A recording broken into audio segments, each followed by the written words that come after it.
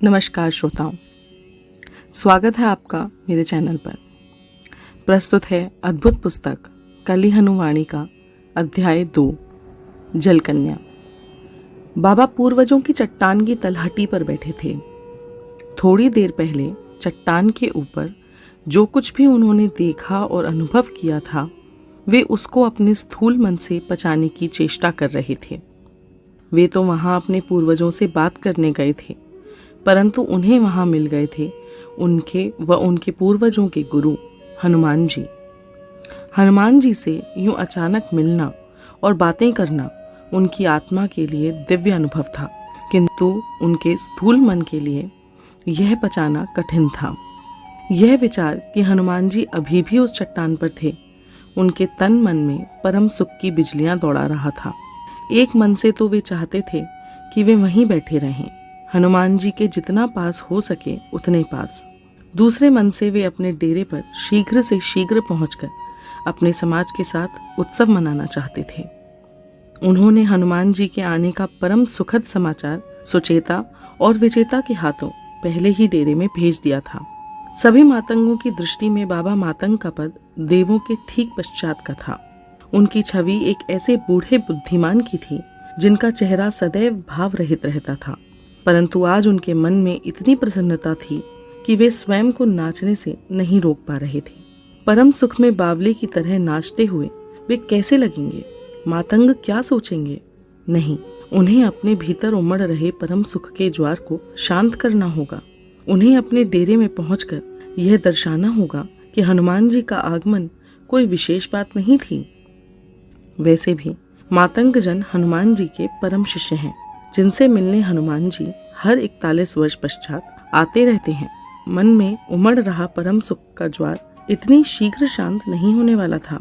वे पूरी रात वहीं चट्टान की तलहटी पर बिताने की सोच रहे थे कि उनके मन में एक तर्कयुक्त विचार प्रकट हुआ। क्या पता हनुमान जी डेरे में पहुंच गए हों?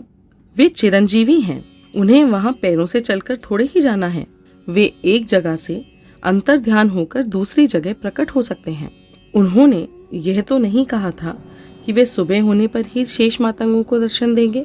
क्या पता वे नीचे पहुंच चुके हों। बाबा तुरंत खड़े हो गए और तेजी से लुढ़कते हुए पत्थर की तरह पहाड़ी से उतरने लगे। उनके मन में विचार आ रहे थे कि अगले कुछ दिन कैसे उनके डेरे में उत्सव का वातावरण होगा, कैसे चरण पूजा होगी और कैसे हनुवाणी गूंजेगी। बाबा सामान्यतः वर्तमान काल में जीवन जीते थे।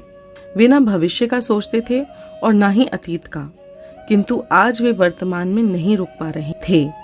वे कल्पना कर रहे थे कि कैसे मातंग समाज के जन हनुमान जी के आगमन का समाचार पाकर उत्सव मना रहे होंगे, कैसे वे नाच गा रहे होंगे और कैसे वे बावलों की तरह उछल कूद कर रहे होंगे। यदि हनुमान जी वहां पहुंच गए होंगे तो सब जन उनके चारों ओर शांति से बैठे होंगे और उनसे पिछले 41 वर्ष की उनकी लीलाएं सुन रहे होंगे। किंतु मैं बाबा मातंग हूँ, मैं उत्सव में समय नष्ट नहीं कर सकता। मुझे तुरंत उस महाचरण पूजा की तैयारियों में लगना होगा जो अगले कुछ दिनों तक लगातार की जाएंगी। क्या चरण पूजा के किसी एक सत्र में मेरी आत्मा मुक्त होकर परम धाम को प्रस्थान करेगी, या मुझे कुछ और समय इस मानव देह में बिताना होगा? पूरे रास्ते बाबा का मन कल्पना के झाड़ों में भटकता रहा और अंततः वह एक मानसिक खड्डे में कुछ इस तरह गिर पड़े कि उनके तन को भी झटका अनुभव हुआ। उन्होंने जो कुछ भी कल्पना की थी वैसा कुछ भी नहीं हो रहा था। उनके डेरे पर सब सोए हुए थे। केवल एक बूढ़ी पतली सी महिला जाग रही थी, जो उनकी झोपड़ी के बाहर आग जलाकर बैठी थी। वे बाबा की पत्नी माता थीं, जो संभवतः अपने पति के पुनः लौटने की प्रतीक्षा कर रही थीं। आग लगभग बुझ चुकी थी और उनकी दार्शनिक आंखें बुझते हुए अंगारों में जीवन की सच्चाई देख रही थीं। क्या सुचेता विचेता यहाँ नहीं पहुंचे हैं? बाबा ने चिंतित स्वर में इधर उधर देखते हुए पूछा। चित्ता की दोनों माताएं, जिनके हाथों उन्होंने हनुमान जी के आगमन का समाचार पहुंचाया था, कहीं दूर दूर भी दिखाई नहीं दे रही थीं। वे पहुंच चुकी हैं। माता ने बुझती आग में टहनियां और सूखे पत्ते झोंकते हुए कहा। जब आग पुनः जल उठी, अपनी छोटी छोटी आंखें मसलते हुए माता बोली। वे दोनों आते ही फूट फूट कर रोने लगीं और बिना कुछ बोले भीतर चली गईं। तो हमारे पूर्वज भी उनके झगड़े को नहीं सुलझा पाए क्या? बाबा लगभग चिल्लाते हुए बोले। तो क्या उन्होंने हनुमान जी के आगमन का समाचार नहीं दिया? बाबा बलपूर्वक बोले थे, परंतु ऐसा लगा जैसे माता ने कुछ भी नहीं सुना। माता ने आग पर पानी से भरा एक बर्तन रख दिया। बाबा के हर शब्द को मातंगों द्वारा सिर आंखों पर रखा जाता था। जब उनके यह शब्द अनसुने हुए तो उन्हें विचित्र लगा। वे उच्च स्वर में बोले, माता मातंग, क्या आपने सुना नहीं? मैंने क्या कहा? हनुमान जी आ गए हैं। क्या नहीं सुना बाबा? माता बोली। आप इतने तनाव में क्यों हैं? झगड़ा नहीं सुलझा तो कोई और रास्ता निकल जाएगा। आप तनाव मत लीजिए। बाबा माता के सामने उकड़ू बैठे, अपनी आंखों को चौड़ा किया, माथे पर सिलवटें लाते हुए और एक एक शब्द पर शक्ति लगाते हुए वो बोले, हनुमान जी आ गए हैं। बाबा के होठों को पढ़कर कोई बहरा भी समझ सकता था कि उन्होंने क्या कहा, परंतु किसी कारण से माता को कुछ सुनाई नहीं दिया। और तो और उन्हें बाबा के होठों में गति भी दिखाई नहीं दी। उन्हें केवल यह दिखाई दिया कि बाबा का चेहरा तनाव से लाल हुआ। कुछ तो गड़बड़ थी। सुनने और बोलने वाले के बीच, प्रस्तुतकर्ता और दर्शक के बीच, संदेश भेजने और प्राप्त करने वाले के बीच अलग अलग वाक्य और ऊंची नीची ध्वनि के साथ प्रयोग करने के पश्चात बाबा को भान हुआ कि वे शेष सभी बातें माता तक पहुंचा पा रहे थे सिवाय हनुमान जी के आगमन की बात के। मातंगों के मुखिया के रूप में अपने जीवन के सबसे शुभ समाचार को बांट न पाने की पीड़ा से उनका हृदय भर आया और वे रो पड़े। माता ने कुछ देर पहले सुचेता और विचेता को भी ऐसे ही रोते हुए देखा था। वे बाबा के समीप आईं और उनके कंधे पर हाथ रखकर उन्हें धीरज बंधाने लगीं। मातंगों में कलह होना दुर्लभ था और उससे भी दुर्लभ था बाबा की आंख में आंसू। माता ने सोचा कि बाबा सुचेता और विचेता के बीच के झगड़े को समाप्त न कर पाने के दुख में रो रहे थे। वे बोली, बाबा आप दुखी ना हो, आज नहीं तो कल झगड़ा सुलझ ही जाएगा। बाबा ने अपने हाथ से अपने आंसू पोंछे और गहरी श्वास लेते हुए भूमि पर टिककर बैठ गए। जब माता ने देखा कि बाबा को एकांत की आवश्यकता है, उन्होंने अपना हाथ बाबा के कंधे से हटा लिया और आग में जल रही टहनियों को इधर उधर करने लगी। जैसे जैसे आग ने पानी को गर्म किया, उनका मन शीतल होता गया। भावनाओं का ज्वार शांत हो गया। अब वे पुनः स्पष्टता से सोच सकते थे। उन्होंने यूं ही कहा, हे माता मातंग, कल्पना करो कि मैं आपको कुछ कहना चाहूं और आप वह बात ना सुनने पाओ। माता ने उबासी ली। इस समय दर्शन शास्त्र के किसी विषय पर चर्चा करने का उनका कोई मन नहीं था। बूढ़े बाबा ने प्यार से अपनी पत्नी को देखा। उन्हें माता मातंग की यह बात बहुत रुचिकर थी। वे बेबाकी से अपने भीतर की भावनाओं को व्यक्त करती थीं। कोई बनावटीपन नहीं, जो भीतर वही बाहर। बड़े उत्तरदायित्व उठाने वाले जनों को प्राय अपनी भीतर की भावनाओं को कुचलकर कार्य करने होते हैं। माता के साथ वैसा नहीं था।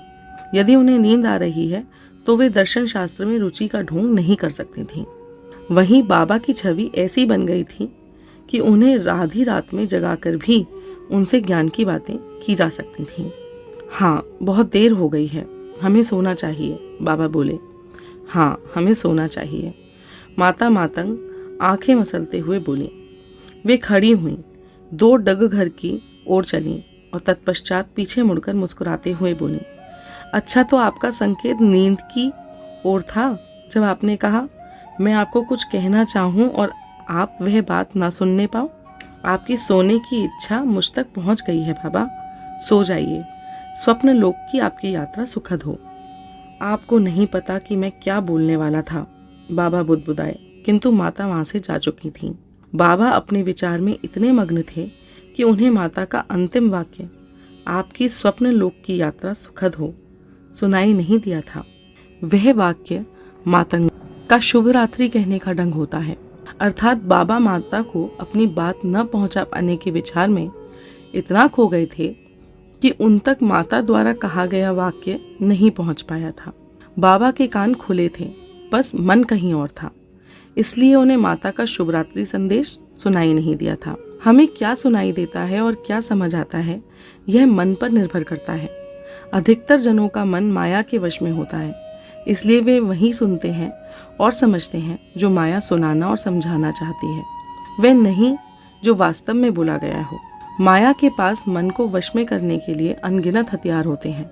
एक किशोरी को यदि आप कोई नए प्रकार का वस्त्र देंगे तो वह कदाचित उसे रुचिकर नहीं होगा, किंतु यदि उसने वही वस्त्र किसी राजकुमारी या अभिनेत्री को पहने देखा होगा तो वह उसे रुचिकर होगा ही। रुचि अरुचि, अच्छा बुरा, शुद्ध अशुद्ध, प्रेम घृणा, उचित अनुचित, पवित्र अपवित्र, धार्मिक अधार्मिक, तार्किक अतार्किक, आस्था अनास्था आदि के ठप्पे हमारे मन पर कौन लगाता है? जो आसपास हो रहा है वह सब माया है। माया आपको बताती है कि आप कौन हो। माया आपको बताती है कि आपको क्या करना है, क्या सुनना है, किससे प्रेम करना है और किससे घृणा करनी है। अंततः आप माया के बंदी बन जाते हो। आप भूल जाते हैं कि आप एक आत्मा हैं। माया द्वारा दी गई पहचान को आप अपनी पहचान मान बैठते हैं। परंतु मातंगों को माया कैसे नियंत्रित कर सकती थी? वे तो हनुमान जी के शिष्य हैं ना। उन्हें क्या सुनाई देगा और क्या समझ में आएगा, यह तो हनुमान जी तय करते हैं, क्योंकि वे हनुमान जी को पूर्णतया समर्पित हैं। इसीलिए हनुमान जी के आगमन की बात न बता पाने के पीछे हनुमान जी की ही कोई लीला रही होगी। किंतु बाबा ऐसे नहीं सोच रहे थे। वे दर्शन शास्त्र की गहराइयों में चले गए थे, जहां तथ्य से अधिक संदेह को महत्व दिया जाता है। वे इस बात पर भी संदेह करने लगे कि कुछ देर पहले उन्होंने पहाड़ी पर हनुमान जी के दर्शन किए भी थे या नहीं। हो सकता है वह उनका वहम हो सकता है कि सुचेता विजेता के बीच चल रहे झगड़े के तनाव के चलते उनके मस्तिष्क के तार हिल गए हों और उन्हें वहम होने लगा हो। किंतु दर्शन के समय सुचेता और विजेता भी तो उनके साथ ही थी। उन्होंने भी हनुमान जी से बातें की थी। क्या उनको भी वहम था? क्यों नहीं, हो सकता है वे सब एक सामूहिक वहम के ग्रस्त हो गए हों। यदि वे हनुमान जी के आने की बात माता को बता पाते तो कदाचित उन्हें इस बात में कुछ सच्चाई लगती, या वह भी वहम ही लगता। वहम पूरे मातंग समाज को भी तो हो सकता है, परंतु ऐसा वहम जो सभी को हो गया हो उसे तो वास्तविकता ही माना जाएगा ना। वास्तविकता और वहम में क्या कोई अंतर है? यदि पूरी मानवता को कोई वहम हो तो क्या सब उसे परम सत्य की संज्ञा नहीं देंगे? ऐसा सोचते सोचते बाबा मातंग का हनुमान जी के आगमन से उत्पन्न हुआ जोश ठंडा पड़ गया। अब उन्होंने उसे एक साधारण रात्रि मान लिया था। अब उन्हें नींद भी आने लगी थी। उन्होंने नींद के वाहन की सवारी करने का मन बनाया और स्वप्न लोक की ओर रवाना हो गए। यद्यपि उनके सपनों में कुछ ऐसा विशेष नहीं था जिसकी छाप उनके चेतन मन पर छूटती। वे एक बूढ़े व्यक्ति थे। उनकी कोई इच्छा नहीं थी सिवाय इसके कि वे मातंग समाज के मुखिया का दायित्व किसी और को सौंपकर देह त्याग करें। मातंगों ने अपना मुखिया चुन लिया था।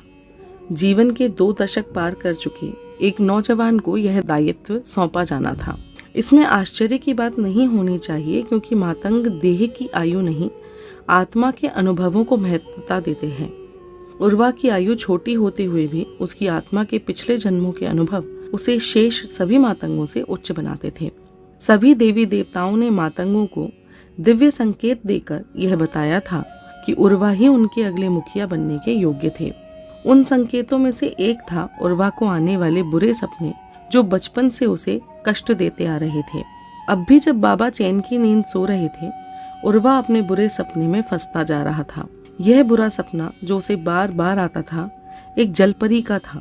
विशाल समुद्र के बीचों बीच एक ऊंची चट्टान थी, चारों ओर पानी ही पानी। पता नहीं वह चट्टान पर कैसे पहुंच गया था। समुद्र पार करके घर पहुंचने की आशा कब की दम तोड़ चुकी थी। पता नहीं देह कैसे जीवित थी। मस्तिष्क सूत्र था और हृदय केवल नाम के लिए धड़क रहा था। उसे ढूंढने कोई नहीं आने वाला था। क्षितिज से डूबता लाल सूरज मृत्यु के देवता का झंडा प्रतीत हो रहा था। यदि आप मेरी सहायता करो तो मैं आपकी सहायता कर सकती हूँ। एक मधुर ध्वनि मौत के साए को चीरती हुई उसके कानों तक पहुंची। उसने चट्टान के किनारे से नीचे झांक कर देखा। पानी में इतनी सुंदर कन्या खड़ी थी कि वर्णन कठिन था।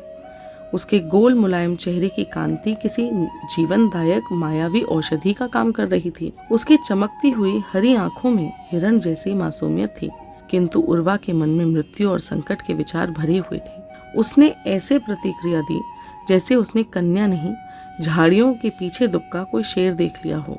वह तीव्रता से सरक कर चट्टान के किनारे से ऐसे पीछे हटा जैसे संकट को भांपकर कोई जानवर बिल में घुसता है। किसी ने झपट्टा नहीं मारा, कोई नहीं गुर्राया।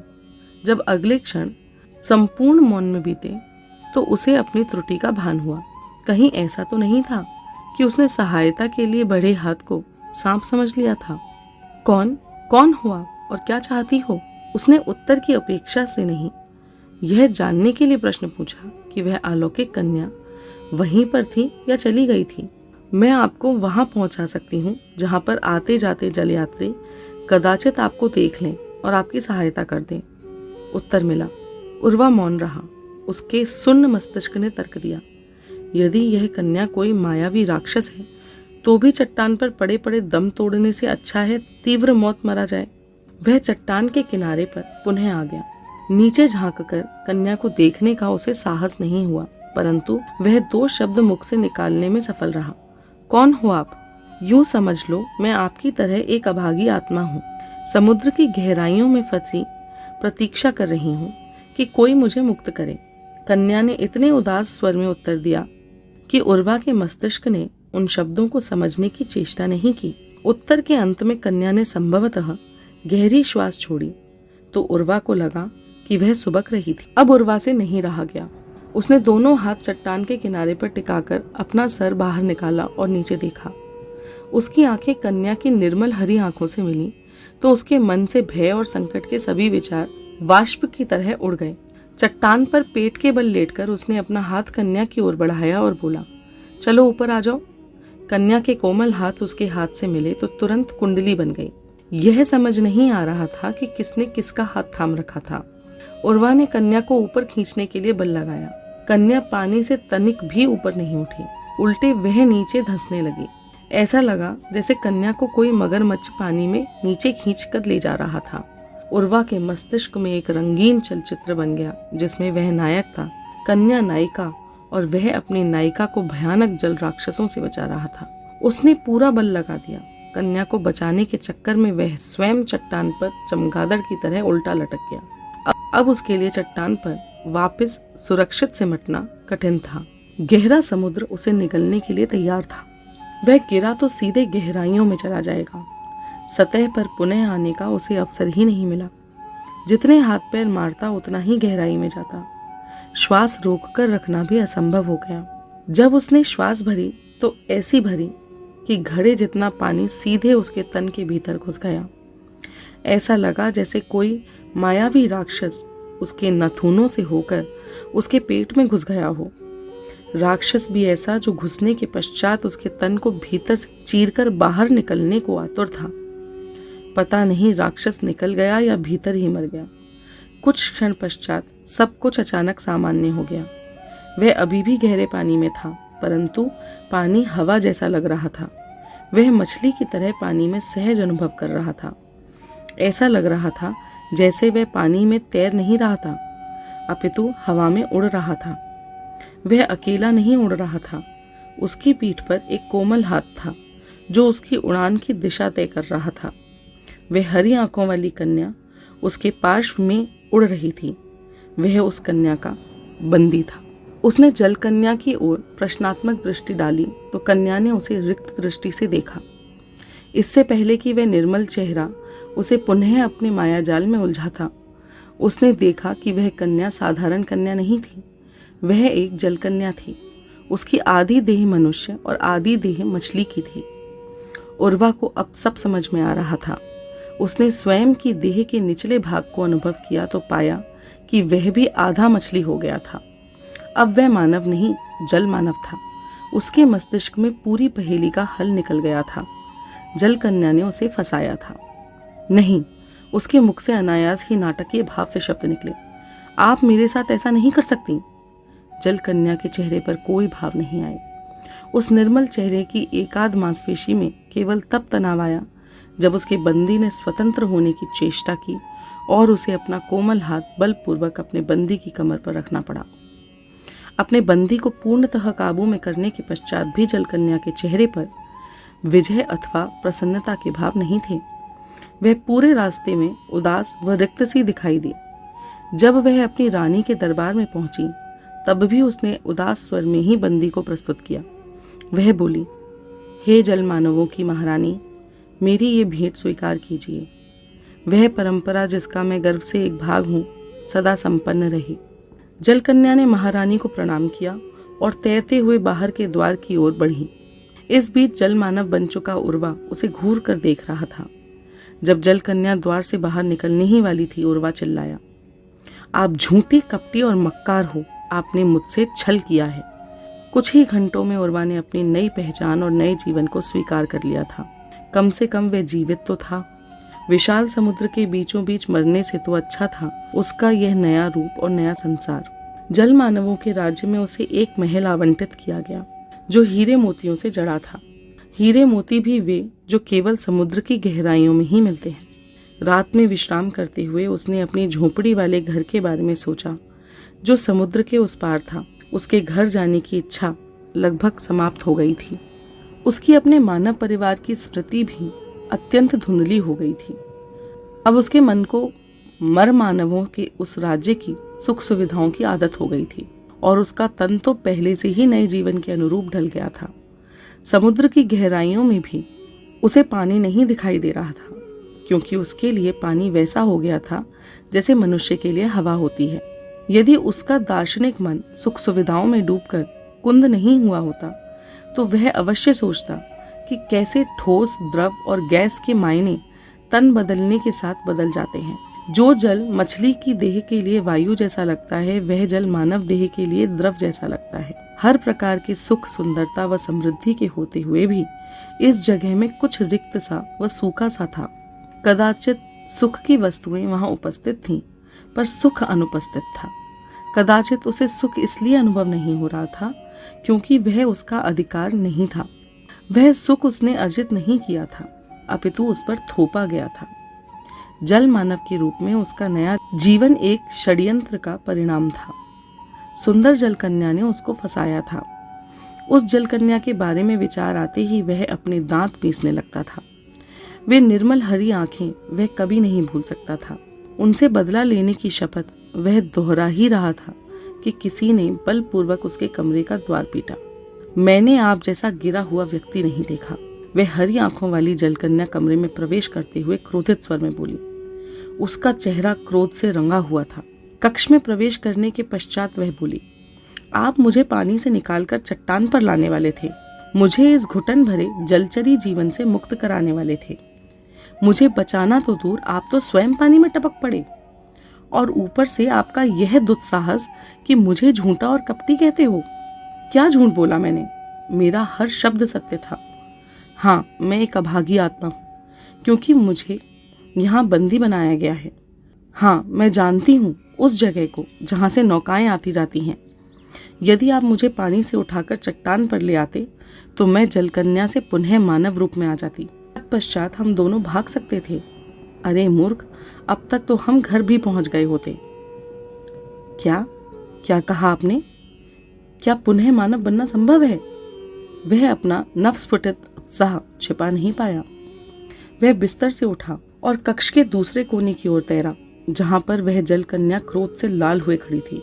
क्रोधित अवस्था में भी उसका चेहरा निर्मल और निष्कपट लग रहा था। जैसे ही उर्वा जलकन्या के समीप आया, वह उससे ऐसे दूर हट गई जैसे उर्वा किसी संक्रामक रोग से ग्रस्त हो। कक्ष में रहकर उर्वा से जितनी दूर जा सकती थी गई और दूर वाले कोने पर पहुंच गई। क्रोध में उसने हाथ में एक सजावटी गेंद उठा ली थी। गेंद को उसने ऐसे दबाया जैसे वे फेंकने के लिए अपनी पकड़ दृढ़ कर रही हो। गेंद तो उसने फेंक कर नहीं मारी, परंतु तेज शब्दों का आक्रमण जारी रखा। बोली, आपने मुझे झूठा कहने का दुस्साहस किया कैसे?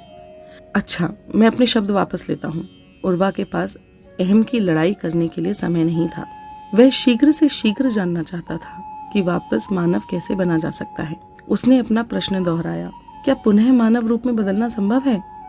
हाँ, संभव है मूर्ख। जलकन्या के स्वर में क्रोध कम नहीं हुआ था। वह बोली, यह रस्साकशी के खेल की तरह है।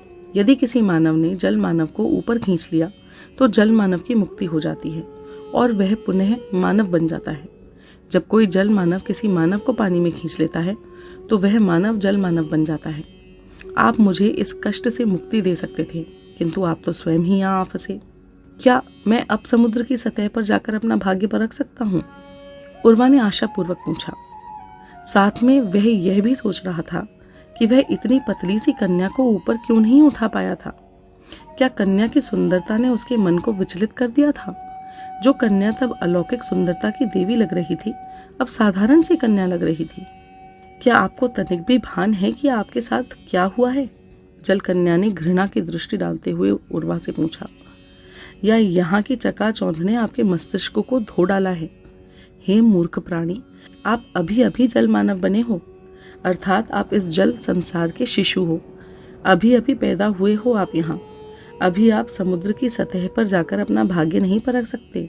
अब जब आप यहाँ के वयस्क हो जाओगे तब आपको अवसर मिलेगा। उस अवसर का प्रयोग करके या तो आप स्वयं मानव बन सकते हो या किसी मानव को जल मानव बनाकर यहाँ ला सकते हो। एक अवसर, केवल एक। उसने सजावटी गेंद को बलपूर्वक नीचे दे मारा और दांत पीसते हुए बोली, मेरा अवसर आपने नष्ट करवा दिया। कहाँ कुछ देर पहले उर्वा उस जलकन्या से प्रतिशोध लेने की प्रतिज्ञा कर रहा था और कहाँ अब उसके मन से सहानुभूति उमड़ रही थी। उसने पूछा, तो क्या यहाँ के सभी जल मानव पहले मानव थे? और नहीं तो क्या, जलकन्या बोली। क्या आपको अभी तक यह ज्ञान नहीं हुआ है? हे मूर्ख प्राणी, यहाँ का हर नागरिक पहले मानव था। हम जनन नहीं करते, हम मानवों को जल मानवों में परिवर्तित करके अपना वंश बढ़ाते हैं। हर नागरिक को केवल एक वंशज बनाने का अधिकार है। मैंने आपको परिवर्तित किया है, इसलिए आप मेरे वंशज हो। जब आप वयस्क हो जाओगे तब आपको भी एक अवसर मिलेगा। या तो उस अवसर का लाभ उठाकर आप स्वयं पुनः मानव बनकर स्वतंत्र हो सकते हो, या किसी मानव को जल मानव में परिवर्तित करके यहाँ अपना वंश बढ़ा सकते हो।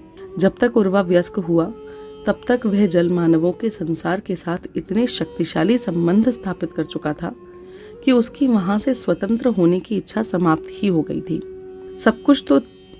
सब सुख तो थे उसके पास, सिवाय संतान सुख के, और वह सुख भी अब उसे प्राप्त होने वाला था।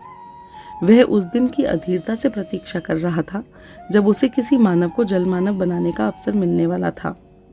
वह अपने वंशज को नए संसार में ढालने के सुख की कल्पना वैसे ही किया करता था जैसे मानव अपनी संतान पालने के सपने देखता है। वंशज बनाने के पश्चात वह पूरा जीवन सुख समृद्धि में बिताने वाला था। उसके पश्चात उसे किसी चीज की कमी नहीं रहने वाली थी। उसके पश्चात उसका जीवन स्वर्ग जैसा होने वाला था।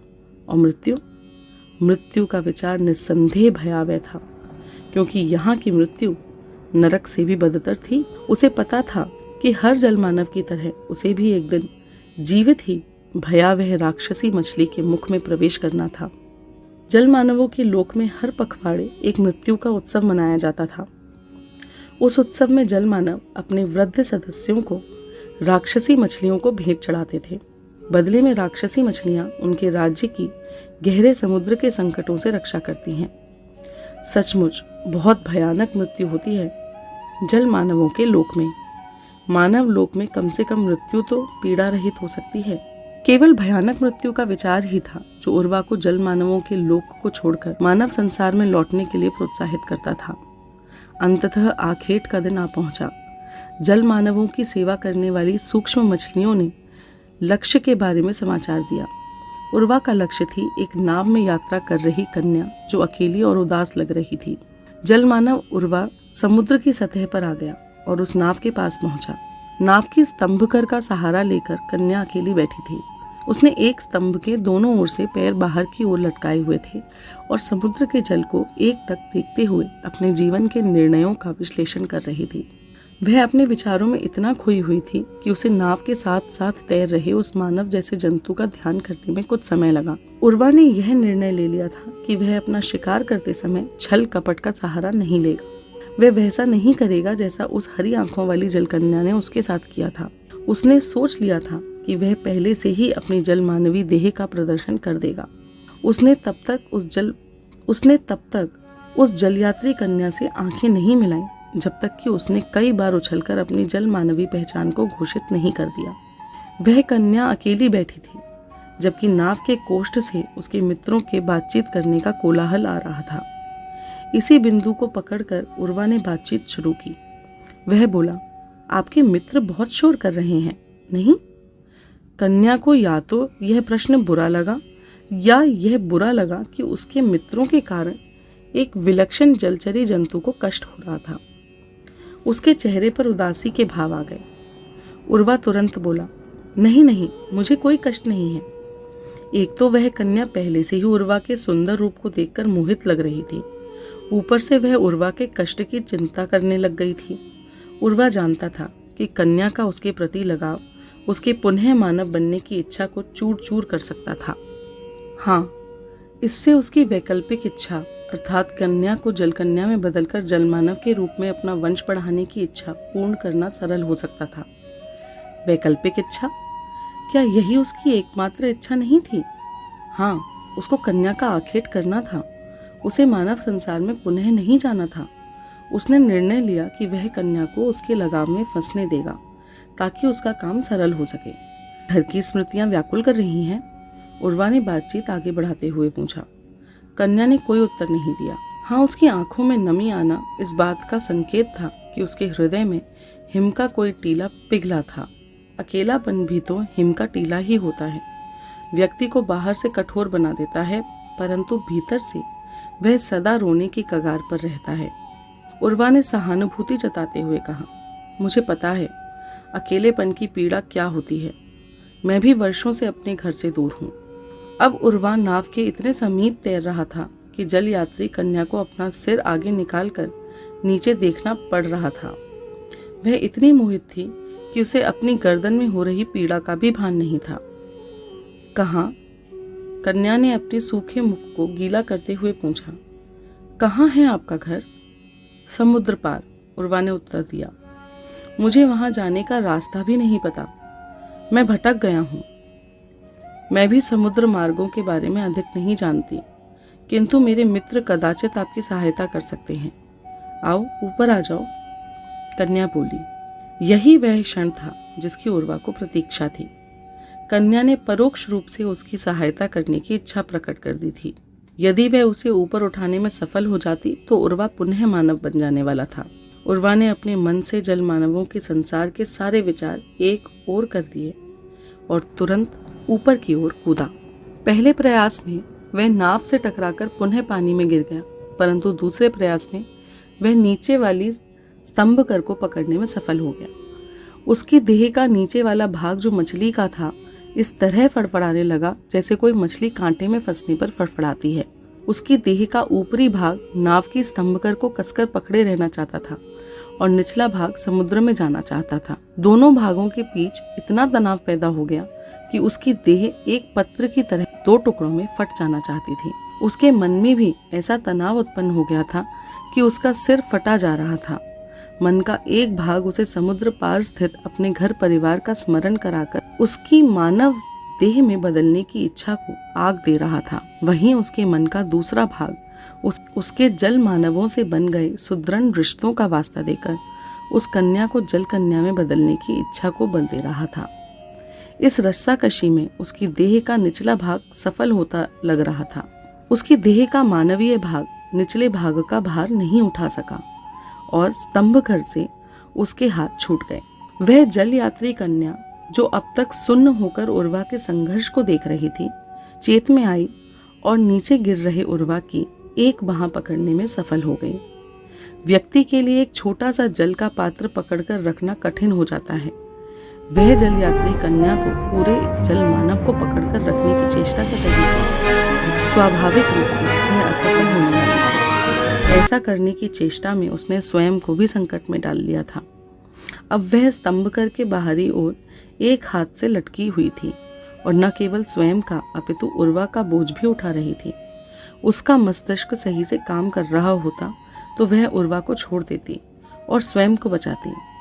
उधर उर्वा के मन के किसी कोने में भी क्षीण ही सही एक इच्छा थी कि कन्या उसे छोड़ देती, परंतु उसके मन का दूसरा कोना प्रसन्न था कि कैसे वह कन्या आसानी से उसके जाल में फंस गई थी। लगाव का खेल देखिए। उर्वा को बचाने के विचार से कन्या को इतना लगाव हो गया था कि उसने उर्वा को छोड़ा नहीं।